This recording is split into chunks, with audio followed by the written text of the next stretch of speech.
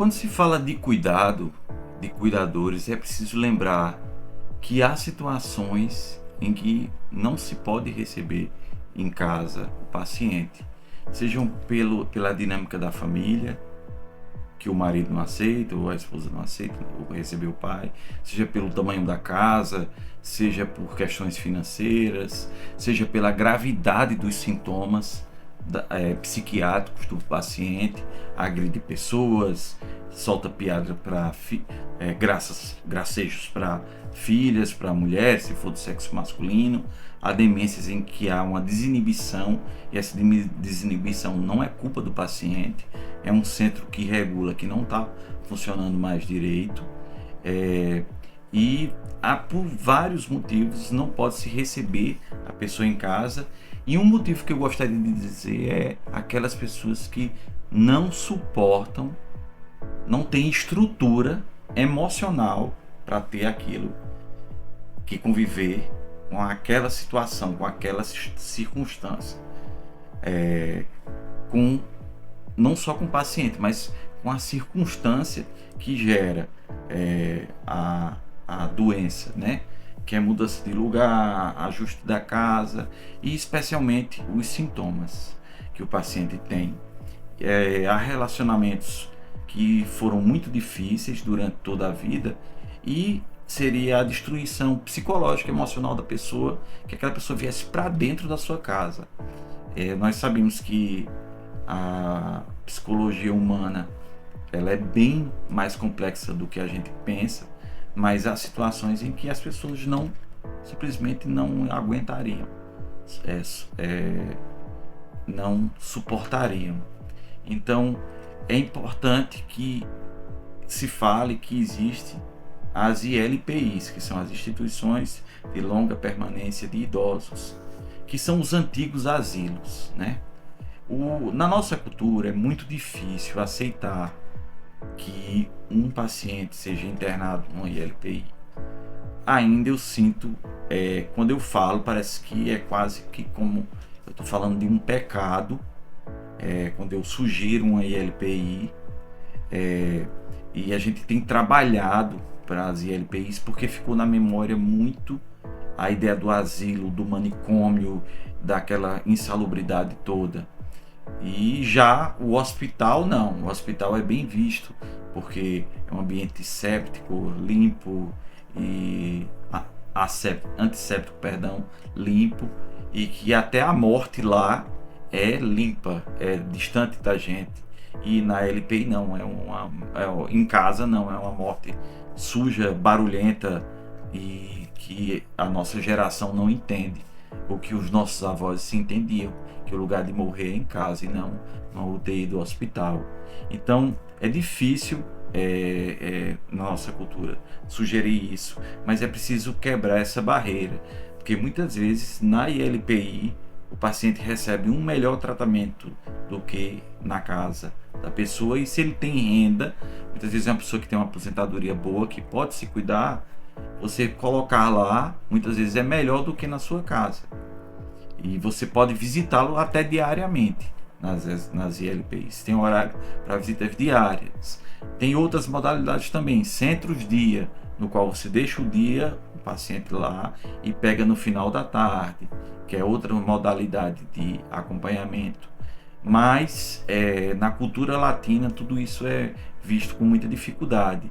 Eu ouço no consultório de pacientes que eles que têm pacientes, seus pais em ILPI, recebem críticas de familiares, críticas veladas de vizinhos, pessoas que fazem comentários negativos de tom de abandono, de que não liga, que jogou a pessoa num asilo e para poder viver a vida, etc. Então isso é uma coisa a ser vencida ainda.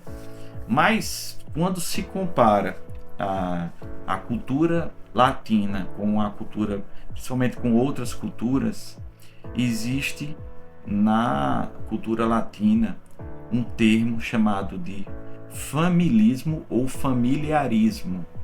O que seria isso? Nós latinos tendemos a ter um sentimento maior de lealdade, de reciprocidade e de cooperação dos membros da família em direção ao cuidado de um parente doente. Isso você deve estar pensando, na minha família não. Eu sou latino e não existe nada disso. Existe e principalmente em comparação às nações europeias. Se você for naqueles países nórdicos, ali eles acham extremamente comum não ter filhos, construir a vida inteira, juntar um dinheiro para quando ficar velho se mudar para uma ILPI. Muitos programam a vida para viver no ILPI até nos Estados Unidos. Isso acontece. No Brasil não, é incapaz de você falar nisso. Muita dificuldade, apesar de boas ILPIs já tem se instalado no Nordeste, Sudeste, Sul. Então é importante eu conhecer e estimular a boa LPI que você faça isso. Até porque a literatura médica mostra que os pacientes que estão em LPI diminuem a ida aos hospitais. Muitos deles têm um cuidado melhor do que na casa do familiar, e para o cuidador, que é a pessoa que provê os cuidados, tem maior prevalência de síndrome de sobrecarga do cuidador.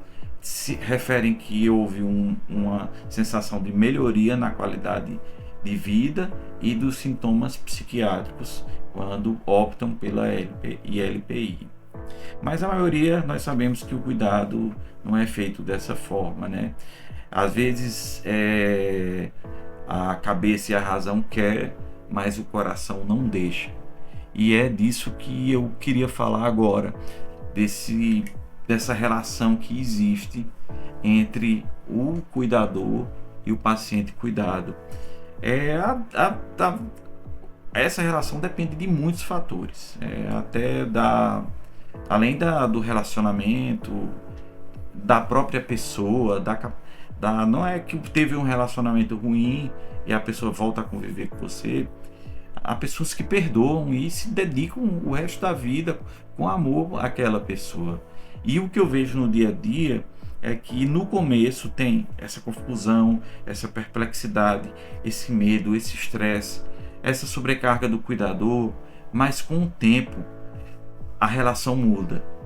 Aquela pessoa que cuida do paciente começa a ter um grau de fusão emocional e de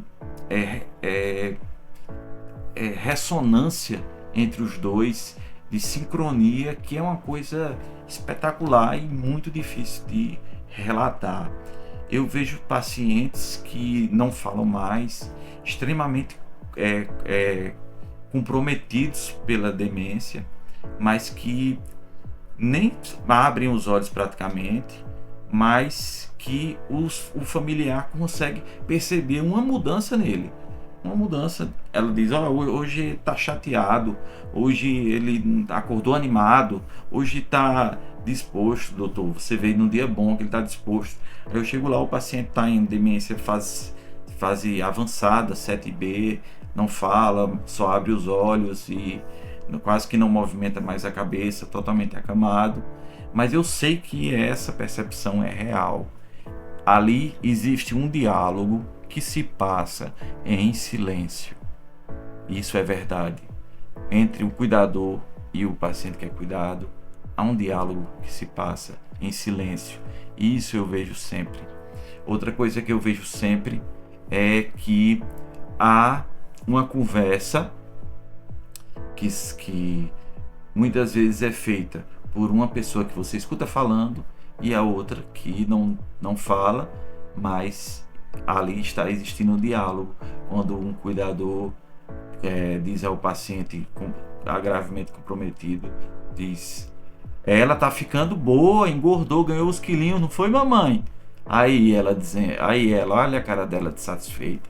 Aí você olha assim e procura entender. E eu acho muito bonito, porque é uma resposta, não é uma invenção da cabeça da pessoa. Ela consegue perceber sinais mínimos dessa relação entre as pessoas. A isso eu costumo chamar de uma aliança inconsciente que existe entre elas, esse casamento esse amor que fica, que por mais que você tenha todas essas questões, você percebe que há uma ligação. Quando o paciente adoece e a pessoa entra em desespero, ninguém fica calado, vou dar mais um tempo aqui. Não, quer resolver logo, quer chamar o SAMU, quer ir para uma emergência, o mais estressado que seja. E quando o paciente se interna, a família fica desesperada para que aquela pessoa melhore logo e tenha um melhor cuidado, apesar de todo o sofrimento que ela vive por causa daquele cuidado daquelas pessoas, né? Então é importante essa ligação e você enxergar o que eles enxergam, que é o ser no não ser, que é perceber a pessoa no que nós não conseguimos perceber. É algo muito, muito, muito bonito no tratamento do cuidador. E existe essa fusão, é tão grande. Eu vou lhe dar um exemplo prático. Quando o cuidador começa a cuidar da sua saúde, o paciente cuidado melhora. E quando o paciente cuidado começa a cuidar da saúde dele, o cuidador melhora. Isso obviamente depende da fase e não se sabe até quando essa evidência se mantém. A literatura diz isso. Mas eu sempre digo que se cuide, porque sua saúde é a saúde do seu paciente. E também uso também a metáfora do avião, né? Que quando a gente senta para dar um voo e passa as instruções que normalmente a gente nem presta atenção, se alguma coisa acontecer e cair em máscaras de oxigênio, o que é que você tem que fazer primeiro? Primeiro coloque a sua, para você estando bem, ajudar o outro. Então, a mesma coisa é o que eu digo aos cuidadores. Coloque a máscara, se cuide de você para poder cuidar dela. Esse amor diário precisa também de descanso. Por mais que exista essa ligação, é preciso descanso. Mas os pacientes, os cuidadores dizem que mesmo quando estão longe, não conseguem se desligar do cuidado atual, do cuidado com o paciente. Então eu digo a eles que procurem esquecer. A pessoa que vai cuidar, diga assim: olha, qualquer coisa você manda uma mensagem ou me liga, para eu saber que quando o telefone estiver desligado é porque está tudo bem. Mas eles não conseguem, dizem que não conseguem relaxar, não conseguem ficar totalmente descansados, ficam com a cabeça no paciente, preocupados com o paciente, né? Então fica essa dica e de que você procure descanso. O amor às vezes precisa descansar. As pessoas precisam do seu espaço para se reconstituírem e voltarem com energia para que esse cuidado se mantenha bom, produtivo e saudável na medida do possível. A aliança inconsciente. Abraço.